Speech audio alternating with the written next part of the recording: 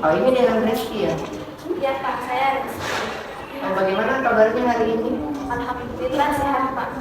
Ya, apakah Reski ini sudah pernah mengikuti konseling sebelumnya? Kebetulan belum pernah Pak. Oke.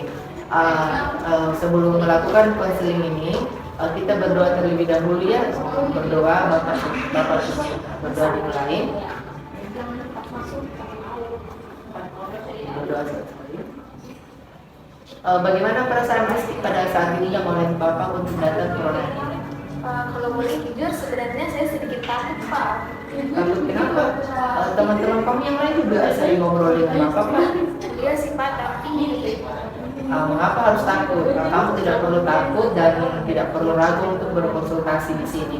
Karena Bapak di sini itu sebagai konselor yang tugasnya untuk membantu menghadapi masalah yang sedang kamu hadapi. oh gitu ya Pak. Jadi saya boleh konsultasi atau konseling? Tentu saja boleh. Apa yang bisa Bapak bantu? Menurut Rizky, apa peran konselor dan konseling dalam proses konseling ini? Kalau menurut saya, konseling itu bertugas untuk membantu konseling dalam menyelesaikan masalahnya Pak. Baik, tapi sebelum lebih jauh, Bapak akan jelaskan sedikit ya tentang konseling ini. Iya Pak. Jadi, konseling adalah proses pemberian bantuan oleh konselor kepada konseli agar konseli dapat memecahkan masalah yang sedang dihadapinya. Nah, konseli ini dilandasi oleh beberapa asas seperti asas kerahasiaan, asas kesukarelaan, asas keahlian, kegiatan dan lain sebagainya. Di mana asas kerahasiaan ini menjamin informasi yang kamu sampaikan itu tidak bocor.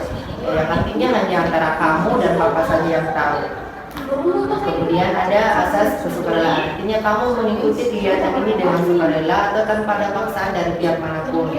Dan ada asas keterbukaan yang artinya kamu bersedia untuk terbuka dalam menceritakan masalah yang sedang kamu hadapi. Bagaimana? Apa kamu sudah paham?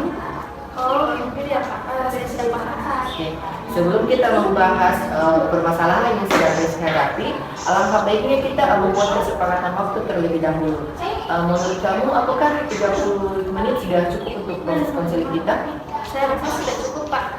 Baik, karena kita sudah menyepakati waktu yang akan digunakan dalam proses konseling hari ini. Nah, coba ceritakan apa permasalahan yang sedang kamu hadapi. Jadi belakangan ini saya sering dicariin dan ditanya guru sama guru mata pelajaran Pak. Dicariin oleh guru mata pelajaran, kenapa? Memangnya apa yang sudah Rizky lakukan? Mungkin karena saya tidak mengerjakan tugas Pak. Tidak mengerjakan tugas? Coba kamu ceritakan hal apa yang membuat kamu tidak bisa mengerjakan tugas. Jadi saya itu sebenarnya merasa bosan belajar Pak. Pagi saya harus belajar di sekolah, pulang sekolah saya harus les, sampai di rumah saya harus mengerjakan tugas lagi Pak. Oh, jadi artinya ini Rizky merasa bosan dengan rutinitas yang gitu-gitu terus ya? Iya Pak, kalau saya bosan, biasanya saya langsung tidur. Saya tidak mau terlalu lelah dan saya juga tidak mau memaksakan diri. Dan saya juga tidak mau jatuh sakit Pak. Oke, apakah pada saat Rizky ini tidur lebih awal, Rizky ini tidak menggantinya mungkin dengan bangun lebih awal agar bisa mengerjakan tugasnya? Tidak Pak, saya bangun tetap seperti biasa gitu. Nah, jadi meskipun kamu tidur lebih awal, kamu tetap bangun seperti biasanya dan tidak mengerjakan tugas kamu ya? Iya Pak, saya tahu bahwa apa yang saya lakukan ini tidak tepat, tapi itu membuat saya merasa nyaman. Saya sadar Pak, seharusnya saya belajar dengan giat karena sebentar lagi saya akan menghadapi ujian. Oke, kamu mengatakan kamu harus giat belajar untuk menghadapi ujian, tapi kamu merasa nyaman tidur lebih awal dan bangun tetap seperti biasanya dan tidak mengerjakan tugas. Iya Pak, saya bingung harus bagaimana. Saya juga takut dengan perasaan ujian nanti. Lalu Saya butuh motivasi belajar yang kuat Pak, sehingga saya bisa kembali rajin belajar. oke, jadi Rizky ini butuh motivasi belajar yang kuat ya karena takut gagal dan takut tidak lulus tahap ujian nanti, benar begitu? Iya Pak, betul. Kalau saya begini terus, saya takut gagal dalam ujian. Oke, jadi Rizky merasa tertekan akan menghadapi ujian nantinya ya? Iya Pak, nanti pasti saya orang tua saya merasa malu kalau misalnya saya tidak lulus dalam ujian. Oke, Bapak mengerti dengan perasaan yang sedang Rizky rasakan. Bapak berterima kasih karena Rizky sudah mau menceritakan tentang perasaan dan permasalahan yang sedang kamu hadapi. Berdasarkan cerita Rizky ini mulai bosan belajar karena jadwal belajarnya terlalu padat, namun malah Namun Rizky merasa takut gagal dalam ujian karena tidak tahu harus bagaimana agar dapat bersemangat lagi. Betul begitu? Ya Pak, betul. Oke. Bapak paham dengan apa yang Rizky rasakan karena pada dasarnya kita memang akan mulai bosan ketika kita menjalani kegiatan atau rutinitas yang gitu saja, apalagi di Rizky yang saat ini yang suka mencoba hal baru dan menyenangkan. Yang biasanya orang-orang yang menggunakan waktu weekend itu untuk berlibur, berkumpul dengan keluarga atau sekedar jalan-jalan dengan teman untuk menghilangkan rasa penat karena rutinitas yang membosankan. Sekarang coba Rizky pikirkan hal apa yang membuat Rizky bisa bersemangat lagi.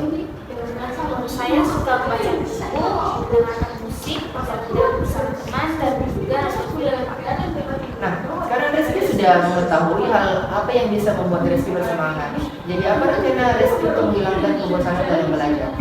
Saya mau mengatur pulang dari rutinitas saya Pak, belajar, main, dan saya bisa belajar dengan baik, dan juga dapat merencanakan jalan bersama teman dan mendapat Bagus sekali, karena Rizky sudah bisa menemukan solusi yang menurut Bapak itu anggap tepatnya dan Rizky mau melakukannya dengan sungguh-sungguh. Saja Pak, saya ingin meraih prestasi seperti ini. Bapak yakin kamu bisa, kamu adalah murid yang berprestasi, kamu tentu tahu apa yang terbaik untuk kamu. Ya Pak, saya senang sekali jika hal ini benar-benar bisa saya laksanakan dengan baik. Saya berjanji akan giat belajar lagi agar bisa sukses dalam hal ujian. Oke, Bapak sangat senang mendengar antusias kamu. Nah, apa masih ada hal lain yang mungkin ingin Rizky sampaikan? Saya rasa sudah cukup saat ini Pak. Baik, berhubung waktu juga sudah habis ya, mari kita akhiri proses konseling kita hari ini sampai di sini. Nah sebelumnya, mari kita simpulkan hasil pembicaraan kita. Ada di awal Rizky mengatakan bahwa prestasi Rizky ini menurun, semua itu diakibatkan karena Rizky merasa jenuh dengan jadwal belajar yang padat dan tidak memiliki semangat dalam belajar. Kemudian dalam mengatasi hal ini, Rizky berencana untuk mengatur jadwal belajar, kemudian meluangkan waktu untuk jalan-jalan dengan teman-teman saat weekend dan sesekali mendengarkan musik ketika mulai bosan belajar. Bagaimana? Betul seperti itu? Ya Pak, saya akan berusaha agar kejenuhan belajar yang saya rasakan sekarang ini bisa segera saya atasi dan dapat semangat kembali dalam belajar.